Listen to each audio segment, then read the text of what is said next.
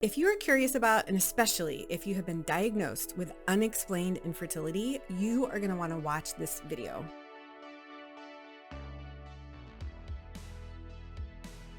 I'm Dr. Lora Shahine. I'm a double board certified OBGYN and reproductive endocrinologist diagnosing and helping people get pregnant with unexplained infertility for almost 20 years. And I am here to teach you, support you, and help you through this diagnosis and understanding what your options are. In this video, we're going to go over 5 main topics. Number 1, we're going to go over what is unexplained infertility. How do you even get this diagnosis? Topic number 2, we're going to go over how common it is. Topic number 3, we're going to go over what else it could be. I mean, doesn't there have to be a reason that you're not getting pregnant? How can it really be unexplained? We'll go over some theories. Number 4, we'll go over the treatment options. And finally, topic number 5, I will tell you exactly what I tell my patients. You will leave this video understanding more and being able to advocate for your own care. Let's get started. Topic number 1, what is unexplained infertility? Well, basically, it's someone who is not getting pregnant, meets the definition of infertility, and they've done the testing and there's not a real answer. Let me explain. So the definition of infertility in general is that it's a couple who's been trying to conceive for about a year, and that means about 12 cycles. So somebody really does have to have regular ovulations and regular menstrual cycles and the ability to try, have timed intercourse in the middle of the cycle around ovulation. And it's been about a year and it just hasn't happened. So 85% of people, the couples that I just described, will conceive within that first year. And so if you haven't, you're falling into this 15% of people that has not conceived. And this is when most textbooks and websites and things tell you that this is a great time to get a fertility checkup. And when you get that fertility checkup, you get a diagnosis of unexplained infertility if you have at least one open fallopian tube. Sperm count is pretty reasonable and reassuring on the semen analysis. And if somebody is having regular, predictable ovulation or regular predictable menstrual cycles, you can prove that somebody's ovulating. So you've got the basics. You've got eggs, they're ovulating. You've got sperm, adequate count. You've got at least one fallopian tube that's open. That's it. That's the definition of unexplained infertility. Topic number 2, how common is unexplained infertility? ASRM, the American Society of Reproductive Medicine, suggests that it's probably about 30% of couples that are not getting pregnant will fall into this unexplained category. Topic number 3, what else could it be? I mean, obviously somebody is not getting pregnant. So even if you have an open tube, sperm, and you've got eggs, it's not happening. It's got to be something. So of course there can be other things that are going on. The definition of unexplained infertility is very narrow, and it just means you've got all the parts that you need to get pregnant. So that also, it's frustrating to get this diagnosis because you just want to know what's going on. If you knew exactly what it was, then you could fix that issue and then get pregnant and have the baby that you're trying for. So I very much validate and appreciate how frustrating this diagnosis can be. Almost easier if you just found out that both of the fallopian tubes were blocked, or if a partner had extremely low sperm count, it would almost be easier because you'd have an answer. With unexplained infertility, it's a balance. There's a lot of ands in this situation. It's great that there's not some issue that you have been missing for a year, and it could happen. So people with unexplained infertility, they have all the components and it could honestly happen. But most of the time people come back and say, gosh, why could this happen? So there's many other things. I think about age and fertility. So as the eggs age, fewer and fewer of them are able to do all their genetic changes. Same thing with sperm. I've got a great video here on age and fertility to go into that very detailed information. Other things to think about are chronic illnesses or medications that you're taking. So it's important to go over everything about your health with your fertility doctor to not miss anything. I also think about endometriosis is a common chronic inflammatory condition that can affect all aspects of reproductive health. Typically presents with painful periods, but people can have endometriosis and have no symptoms, or the only symptom can be infertility. Now, not everybody with endometriosis will have infertility, but this is something that you honestly need to think about and talk to your doctor about and just ask, like, hey, is there any chance I could have endometriosis? See my video here on endometriosis that can really help you understand and advocate for your care. I also think about just bad luck. And I know that that is really frustrating, but everything that has to go right when you're trying to conceive, it's got to be a perfect egg and a perfect sperm. They have to like each other, and fertilization has to happen. The egg has to get into the fallopian tube. Again, that fertilization process has to happen. And then the embryo has to have all the right genetics to continue to develop. develop and come down and implant in the uterine lining. Everything that I just said in those 30 seconds, there could be something wrong at every single step. And it could be that one month you just don't have a good egg. The other month, the egg was great, but it didn't get into the fallopian tube. The other month, bad sperm. Just perfect egg, timing great, but just the one sperm that got in wasn't good. So I know that's really, really frustrating, but that's also why I think that people can always have a chance of getting pregnant if they get this diagnosis, because they have all the parts it really could happen. And finally, when I think about unexplained infertility, there's just things that we don't know yet. We're still learning so much about reproduction, how we get pregnant, what makes some people fertile, what makes people have PCOS, all these things. We're still learning so much just on a genetic level, etc. Sometimes I will discover a reason when somebody does IVF. IVF is in vitro fertilization. In that process, we're getting the eggs out of the body. We're helping the fertilization process in the lab. There are rare cases where I've done an egg retrieval in a young woman with, a beautiful egg supply and unexplained infertility, and none of the eggs are mature, or very low percentage of the eggs are mature. And you just kind of feel like, oh, there's something about this person where they don't have a lot of mature eggs. Other things are sometimes we'll discover that it really is a fertilization issue, and we don't know if it's on the egg side or the sperm side. But when you have the eggs and sperm in the lab, sometimes you can just allow them to fertilize together. It's called conventional insemination. About 10-15% of the time,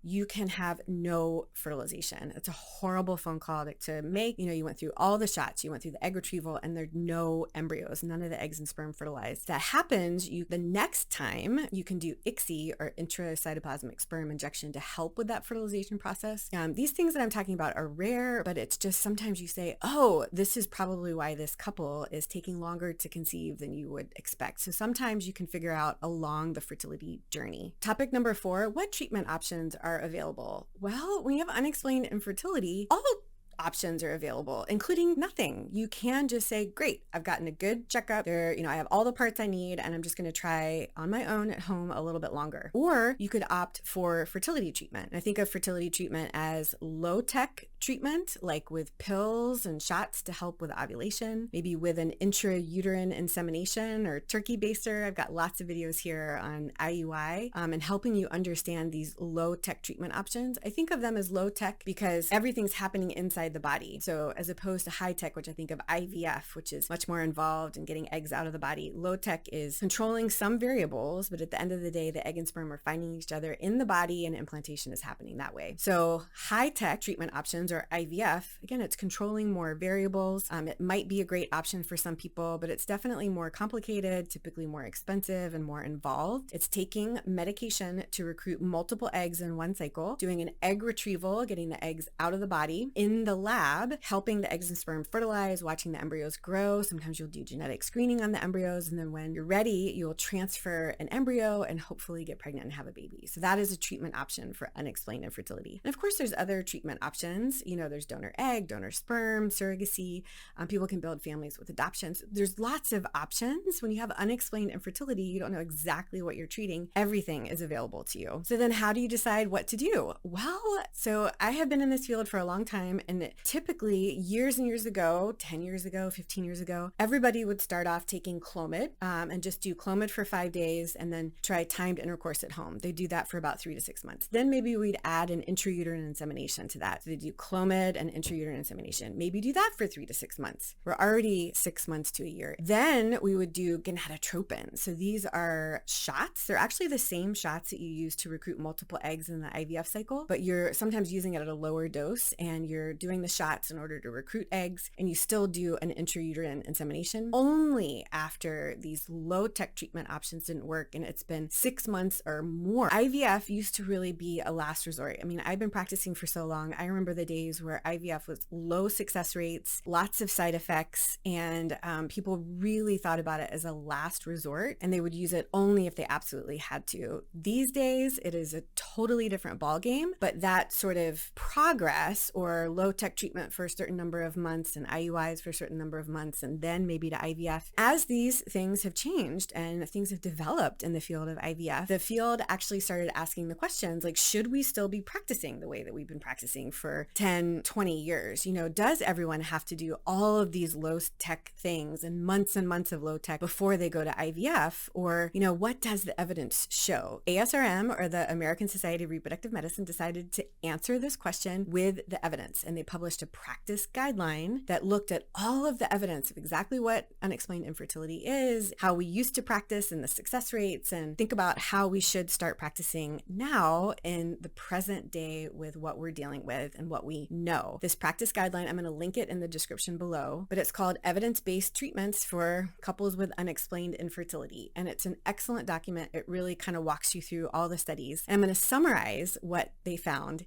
here. So before I give you the results, I want to explain when I'm going through treatment options with patients, I'm talking about low tech treatment, I'm talking about IVF, and very often people say, gosh, I don't want to go straight to IVF. I want to do low tech treatment, and I just want to do the pills. Maybe I just want to do Clomid or Letrozole, and I'll do timed intercourse at home. Or maybe there's a mild male factor, like a slightly low count, and they're like, oh, I don't want to take any pills. I don't want to do any trigger shots. I just want to do an intrauterine insemination. And so when I'm trying to counsel people, I want to be able to give them evidence to say, okay, if you're going to do low tech treatment, this is what I recommend. And ASRM really goes through and says, hey, this is the success rates if you just do ovulation induction with pills or even with shots. These are the success rates if you just do IUI alone. And then this is what it is combined. And these are the pros and cons with maybe using pills or using shots. And they also talk about, and they give a recommendation of how many times you should try before you go to IVF. So every person is different. You absolutely have to talk to your doctor about what's right for you. But this document is really, really helpful when I'm trying to counsel patients. And so let me tell you what they found. They summarized 5 main things, looked through the evidence, and they said there is really no good evidence that doing IUI or intrauterine insemination alone for unexplained infertility or mild male factor. So doing the natural IUIs where you just maybe do ovulation predictor kits and you call and you come in and do the insemination. For people with unexplained infertility or mild male factor, just doing IUI alone, not a higher success rate rather than just trying on your own. Number 2, they found that ovulation induction alone without an IUI also was not very successful of causing a pregnancy above just trying on your own at home. So they looked at studies with Clomid and timed intercourse. They looked at studies with Letrozole and timed intercourse. And then they looked at studies with just gonadotropins and timed intercourse. And they found that it really does not make sense to do that alone compared to trying naturally at home. The third recommendation that they have is that using Clomid or Letrozole in combination with intrauterine insemination is significantly higher success rate than trying expected management if someone has unexplained infertility or mild male factor. Taking apart just doing the pills and timed intercourse or no pills and just doing IUI, not very effective for these situations, but combining these, doing,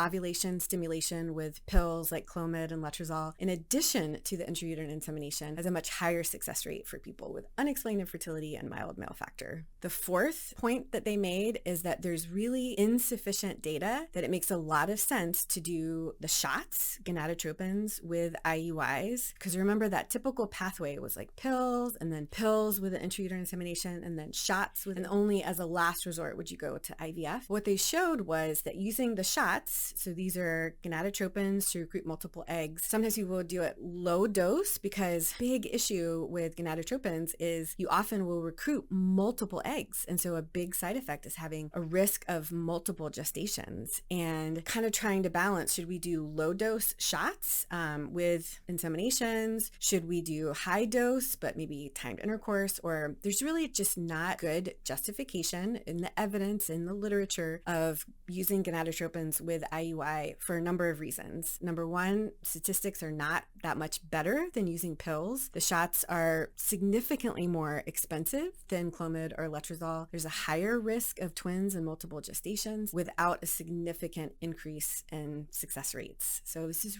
really good information and very different from what I was taught in my training a long time ago. Number 5, their big conclusion is that there's really no role of gonadotropins with intrauterine insemination in just unexplained infertility or mild male factor, and that really the best recommendation is to do low tech treatment with Clomid or letrozole, some sort of pills to induce ovulation, combined with an intrauterine insemination, and try that about 3 times. And if that's not successful, then consider going on to IVF. So that is what this practice guideline is saying. And they also recognize like, hey, this is based on the information that we have today. We're always learning new things. You have to talk to your doctor about your personal situation, but that is the conclusion that they have in this particular practice guideline from ASRM. Topic number 5, what do I tell my patients? Well, when I diagnose someone with unexplained infertility, I say, listen, I know this is frustrating, and these are all the options that are open to you. Let's go through each one so you kind of understand it, and then let's look at your personal situation. We think about age,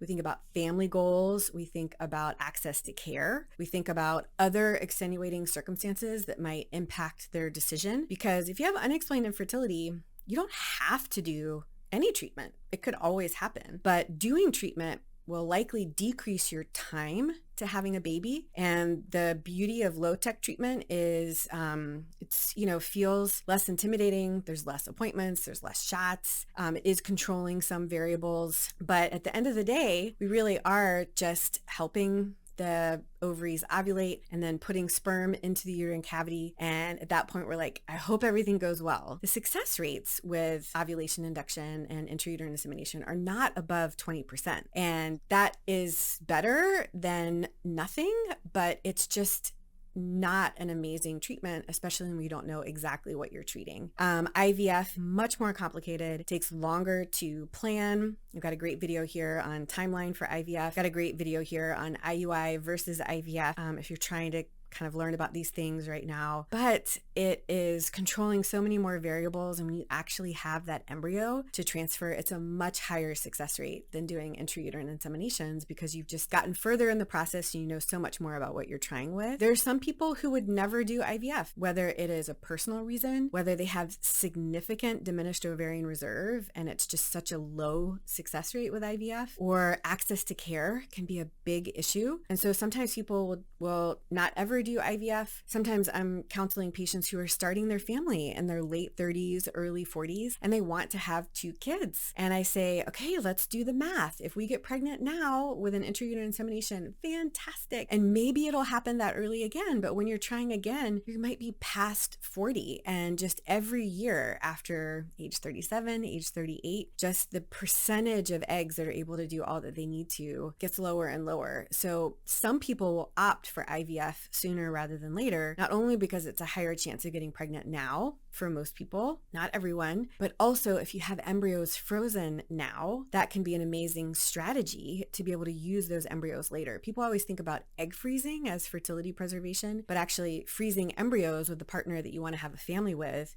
getting pregnant now and then having embryos for later, that's another form of fertility preservation. So lots to think about, but I hope you enjoyed this video. To recap, we discussed exactly what unexplained infertility is and how frustrating it is to get that diagnosis. We talked about how common it is. About 30% of people will get this diagnosis if they're struggling with building their family. We talked about what it could be. If it's unexplained, okay, I get that definition, but what else could it be? And then we really went through all the treatment options and the recommendations from ASRM, our American Society of Reproductive Medicine. And finally, I left you with the things that I think about when I'm counseling my own patients. Like this video if you learned something, comment with questions that you have. Be sure and subscribe to this channel so you get my weekly video on reproductive health. And as always, wishing you love, luck, and pineapples.